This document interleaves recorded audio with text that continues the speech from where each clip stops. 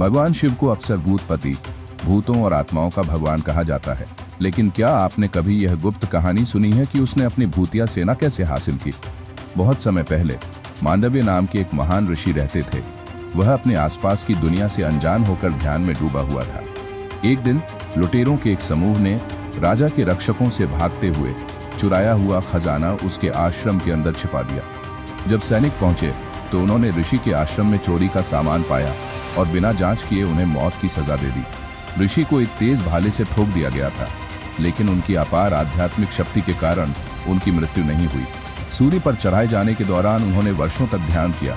आखिरकार राजा को अपनी गलती का एहसास हुआ और उन्होंने क्षमा मांगी।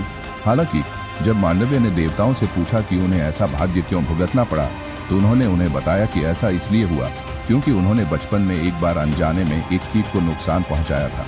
इस अनुचित निर्णय से क्रोधित होकर ऋषि ने यम को शाप दिया कि 14 वर्ष से कम आयु के किसी भी व्यक्ति को मृत्यु के बाद कभी भी दंड नहीं भुगतना पड़ेगा। इस श्राप के कारण कई युवा आत्माएं जिनकी समय से पहले मृत्यु हो गई, उन्हें परलोक में कोई जगह नहीं मिली।